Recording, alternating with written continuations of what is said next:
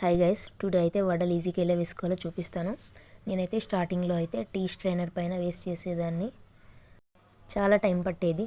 ఒకసారి direct waste చేద్దాంలే చూద్దాం అన్నట్టుగా వస్తాయో రావో అని ట్రై చేశాను. అప్పటి నుండి అయితే బాగానే వచ్చాయి.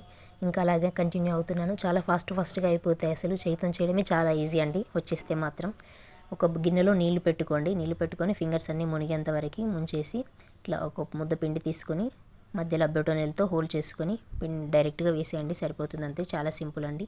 చూసారు కదా, వడ వేసే ప్రతిసారి చెయ్యి ఫింగర్స్ మునిగేంత వరకు తడుపుకొని కొంచెం ముద్ద తీసుకొని మధ్యలో బొటనవేలితో చిన్న హోల్ పెట్టుకుంటే సరిపోతుందండి. చాలా సింపుల్ అండి. చాలా ఈజీగా చేసుకోవచ్చు. ఫాస్ట్గా అయిపోతాయి. ఒక్కరు 100-200 వడలు ఎన్నైనా వేసుకోవచ్చండి. చాలా ఫాస్ట్గా అయిపోతుంది అంతే.